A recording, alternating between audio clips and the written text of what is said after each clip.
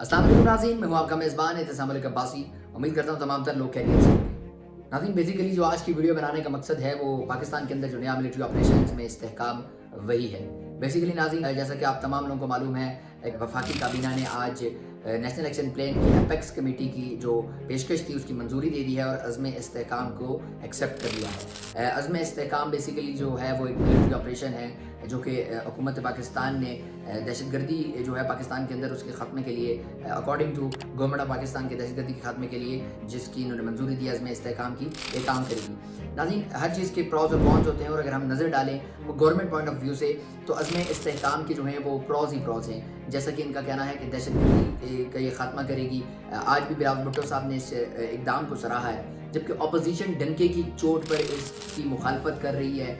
असद कैसर साहब जो हैं मुसलसल इस चीज़ के अगेंस्ट बोल रहे हैं। मौलाना फजल रहमान साहब जो हैं वो इसके अगेंस्ट हैं। पाकिस्तान तहरीक इंसाफ की जो अपोजिशन है वो मुसलसल वो तमाम की तमाम इसके अगेंस्ट है।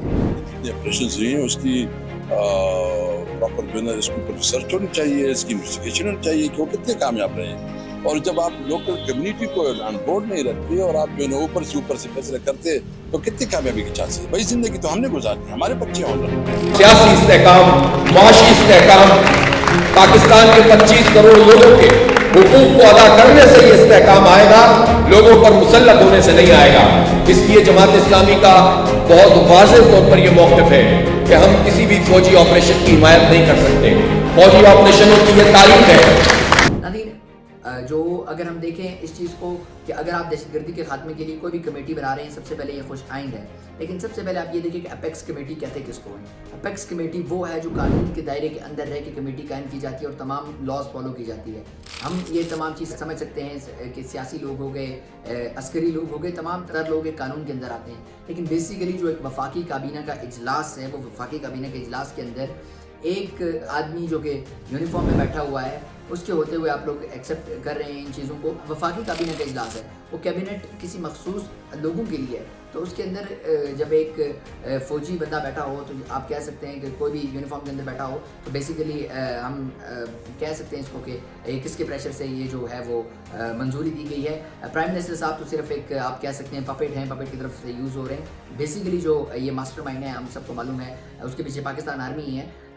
सवाल यहाँ पे पैदा होता है कि आया पाकिस्तान के अंदर अगर ये मिलिट्री ऑपरेशन है तो ये कोई पहला मिलिट्री ऑपरेशन है जो दहशतगर्दी के खात्मे के लिए कायम हुआ है, या इससे पहले भी पाकिस्तान के अंदर मिलिट्री ऑपरेशन होते रहे हैं। नाज़रीन, यही सवाल बड़ा सवाल ये निशान है, बहुत बड़ा सवाल ये निशान है कि अगर इससे पहले जो कि मिलिट्री ऑपरेशंस पाकिस्तान के अंदर हुए हैं, जिनमें सबसे पहले आप देखें तो ऑपरेशन राह हक एक हुआ था जो कि सवात वैली से उसका आगाज़ हुआ था, जो कि 2008 में हुकूमत पाकिस्तान ने शुरू करवाया था। उसके बाद ऑपरेशन राह हक 2 हुआ था जो कि 2008 में हुआ था। उसके बाद ऑपरेशन सिरात मुस्तकीम 2008 के अंदर खैबर एजेंसी की तरफ से हुआ है। फिर ऑपरेशन शेर दिल जो कि बाजोड़ एजेंसी 2008 में हुआ है। ऑपरेशन राह हक 3 हुआ है सवात के अंदर 2009 में।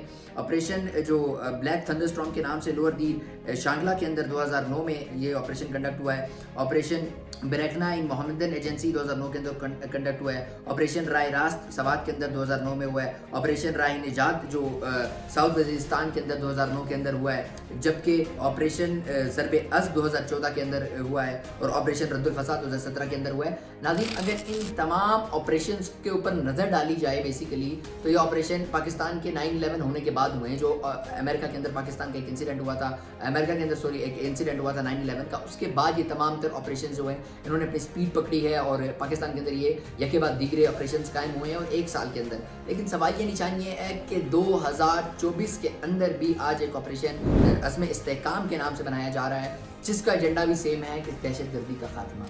तो नाज़रीन, ये लॉलीपॉप पाकिस्तानी अवाम को कब तक दिया जाएगा? अगर मैंने तमाम तर जो ऑपरेशन उनके नाम दिए हैं, अगर ये ऑपरेशन कामयाब गए हैं तो 2017 की मैं आपको लिस्ट गिनवाता हूँ कि सिर्फ जो मेजर टेररिस्ट अटैक्स 2017 के अंदर हुए वो कौन कौन से थे और मेजर टेररिस्ट अटैक्स उनका जो इसके बाद जो मुआवजना हुआ है वो कैसे हुआ है। देखें नाज़रीन कि 21 जनवरी 2017 को पारा चिनार बॉम्बिंग हुई थी वेजिटेबल मार्केट के अंदर, जिसके अंदर 25 लोग जाम बाग हुए थे जबकि 87 लोग जो कि इंजर्ड हो गए थे। और इससे पहले भी मल्टीपल अटैक्स 2008, 2012, 2013, 2015 में पारा चिनार के अंदर होते रहे। फरवरी 2017 में लाहौर सुसाइड बॉम्बिंग अटैक हुआ था मॉल रोड के अंदर पंजाब पुलिस के मुताबिक, जिसमें 18 लोग मारे गए थे और 87 लोग उसके इंजर्ड थे।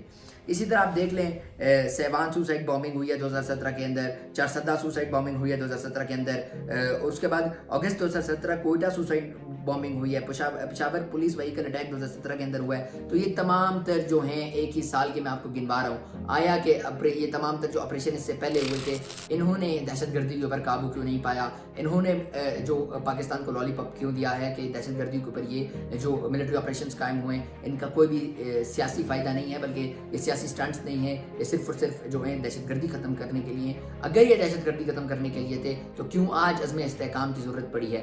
नाज़रीन, ऊपर से वज़ीर आज़म ने जो बयान दिया और वज़ीर आज़म के जो मज़ीद जो आगे लोग स्पोक्स पर्सन है वो बयानात दे रहे हैं कि इस जो माजी में आपके मिलिट्री ऑपरेशन गुजरे, इस मिलिट्री ऑपरेशन का उनसे कंपैरिजन नहीं किया जा सकता, ये उससे मुख्तलिफ है।